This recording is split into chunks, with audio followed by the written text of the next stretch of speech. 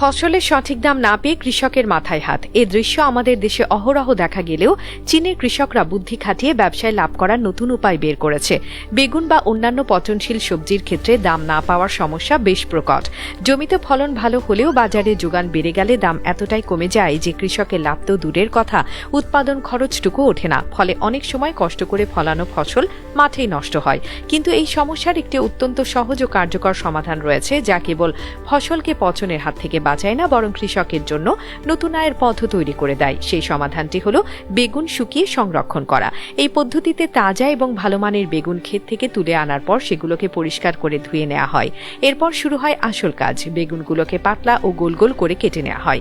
প্রতিটি টুকরো যেন সমান পুরু হয় সেদিকে খেয়াল রাখা হয়, কারণ এর উপরই শুকানোর প্রক্রিয়াটি নির্ভর করে। সব বেগুন কাটা হয়ে গেলে সেগুলোকে রোদে শুকানোর জন্য প্রস্তুত করা হয়। সাধারণত বড় জালের তৈরি মাচা বা পরিষ্কার চটের উপর টুকরোগুলোকে একটি একটি করে ছড়িয়ে দেওয়া হয়, যাতে প্রত্যেকটি টুকরো সমানভাবে রোদ ও বাতাস পায়। কয়েকদিন ধরে তীব্র রোদে শুকানোর ফলে বেগুনের ভেতরের প্রায় সমস্ত জলীয় অংশ বাষ্প হয়ে উড়ে যায়।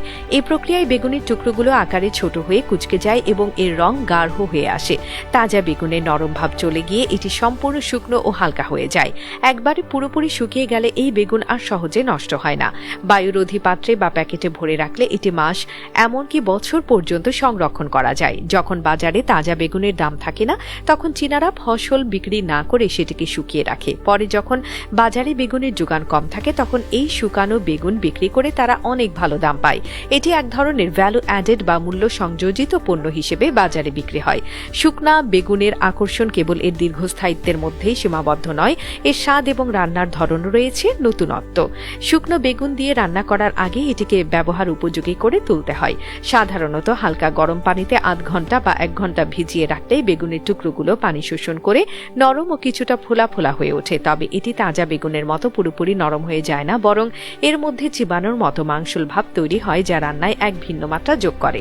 এই শুকনো বেগুন দিয়ে অসাধারণ সব পদ তৈরি করা যায়। সবচেয়ে জনপ্রিয় পদগুলোর মধ্যে একটি হলো শুকনো বেগুনের ভাজি। কড়াইয়ে তেল গরম করে তাতে রসুন, আদা, শুকনো ও কাঁচা মরিচ দিয়ে 5 ফোড়ন দেওয়া হয়।